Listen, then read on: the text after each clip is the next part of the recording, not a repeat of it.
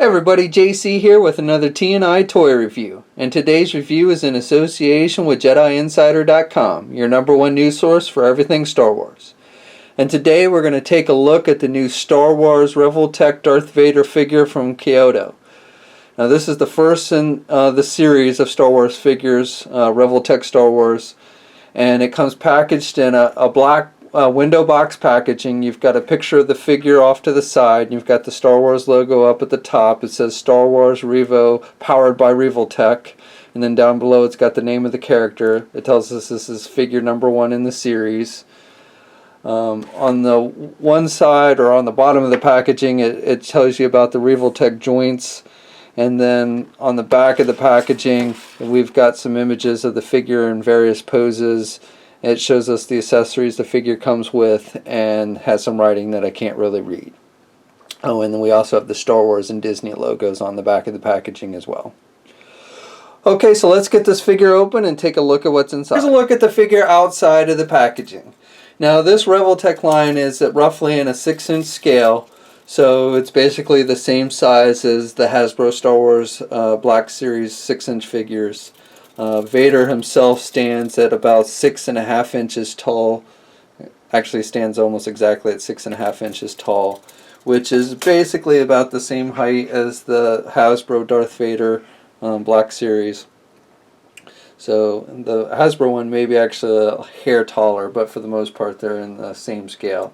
And so the good thing about this figure is it will fit in with your other, if you've been collecting the Black Series figures, it will fit in with those. Like here he is next to the Jedi Luke figure.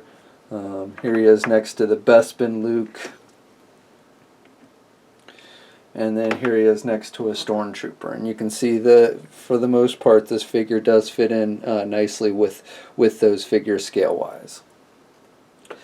So the figure comes with a number of accessories.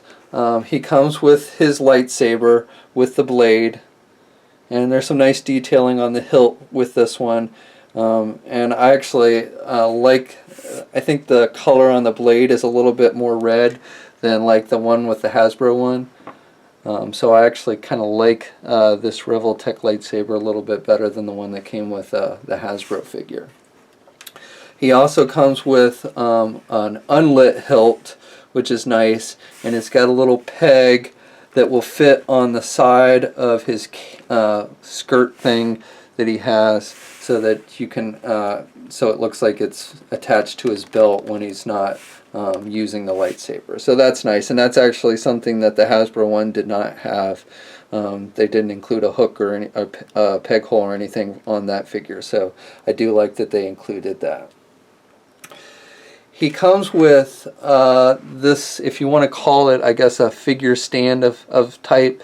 It's basically kind of acts as a third leg. There's no actual base to this thing. It does have one articulated joint in the upper part of it, which I'll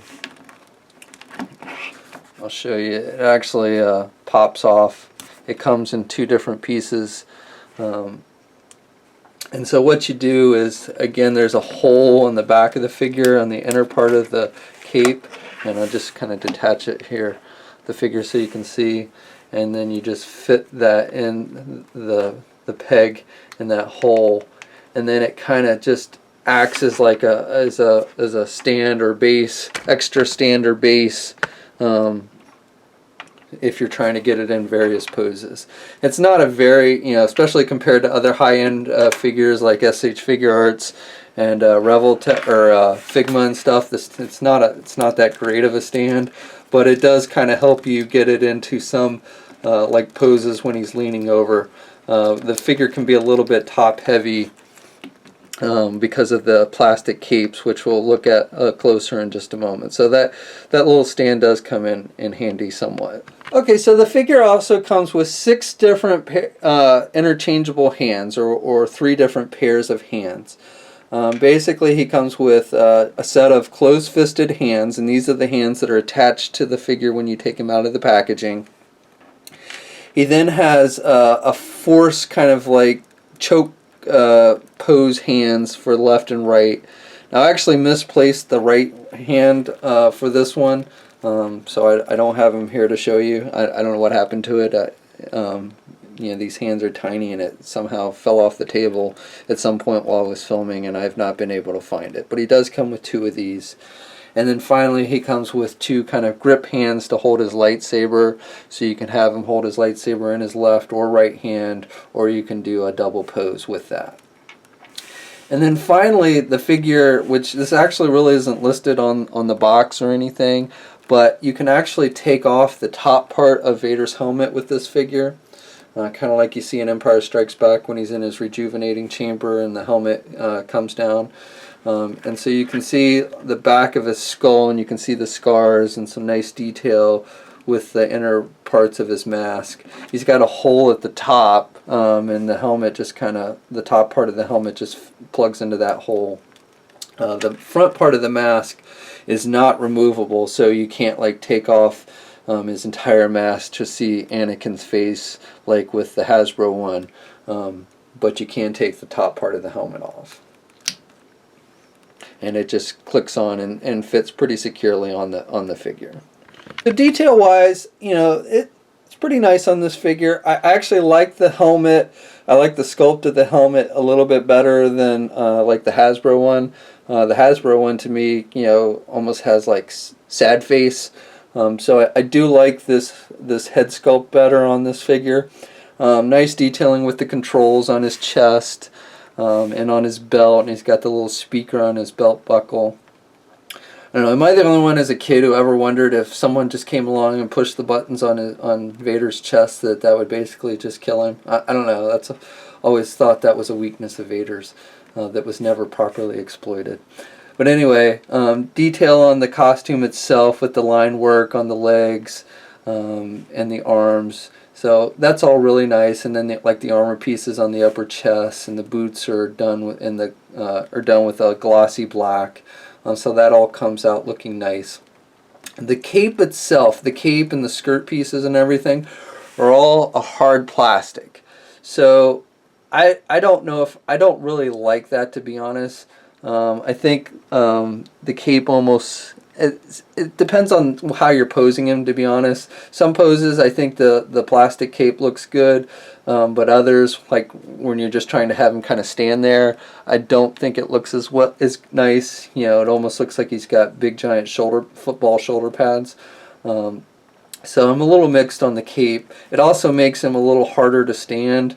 It makes him kind of heavy, so he has a tendency to lean backwards. The cape does comes apart in multiple points, and it's attached with ball joints. So like here on the side, you can see it's got the little Revoltech ball joints. And then again here on the back it's attached. And then the skirt piece is attached in 3 different pieces, which is kind of hard to see because the cape kind of blocks it. But basically the skirt piece is attached at 3 different points, and there's even an articulated joint on the skirt piece around the butt area. So as far as articulation goes on this figure, technically this figure has very good articulation. You know, it's good posability. But the problem with this figure is the joint system with the Revoltech figures. And it's even worse on this Vader, in my opinion, than other Revoltech figures that I've had experience with, just because of things like the cape and all the pegs on the cape and how they're attached and everything. And so anytime you try and start moving the figure around, you've always got some kind of joint that's popping off. And it's much easier to get the joints to pop off than it is to get them to pop back on, because a lot of the joints, you know, are covered by armor pieces or the cape or what have you. So, and they're very tiny, and they've got the hinges. If you're not familiar with Revoltech, basically how it works is all the joints are attached with these little ball hinge joints. You've got the pegs on either side, and both pegs are on hinges, so you know they have a tendency to move up and down. And so you just plug in one body part to the other with these little pegs. But the problem is oftentimes you know, as you're trying to push them in, they'll move on you. And again, there's a lot of them, like at the shoulder with the armor pieces and the cape and everything, are hard to get to. The midsection joint is another area that I've had problems with. The skirt piece and his belt are actually a separate piece, and so it has a tendency when you start moving him there in the midsection to kind of push the midsection joint, so it comes at basically unattached like that. And that hole is at an angle, so you've got to kind of push it in at an angle, and so it doesn't just slide in typically. I also think that some of these joints are pretty ugly looking, depending on what kind of pose you put them in, especially here at the elbow. I think, you know, if you have him in a pose where his arms are kind of straight down or such, you know, these ball joints look terrible at the elbow.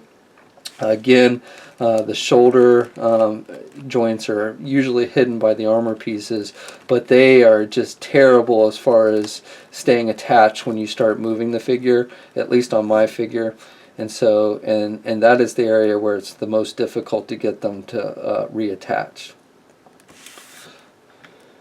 Okay, so that's my review. Overall, you know, there are some pluses to this figure. I like the head sculpt on it. The detail overall is nice. If you're willing to put in the time and deal with the frustration of the joints popping off, you can get the figure in some pretty good poses. But overall, I can't say I can really recommend this figure, especially when you have other figures out there like Hasbro 6-inch Black Series, and you've got the upcoming SH Figure Arts and such. The joint system on these Revoltech figures just basically make this figure incredibly frustrating to pose and handle. And so, you know, and not to mention, you know, because it's an import figure, it is on the expensive side as well. So, you know, if you're having to choose between 6-inch figures, I would probably tell you go with the Hasbro 6-inch figure. You know, I don't like the face sculpt as much on that one, but otherwise I think that's probably just as nice, if not a superior figure, and you don't have to deal with the frustration of all the joints popping off and everything. So that's just me. I mean, if you're a huge Revoltech fan, if you collect all the Revoltech figures, then you may definitely want to pick this one up. But otherwise, I can't really see why you'd want to get this one over the less expensive 6-inch Hasbro figure. So that's my review. I hope you enjoy it. Please leave a comment. Let us know what you think. If you're so inclined, please like the video. And if you haven't already, please subscribe. And until next time, I'll catch you later.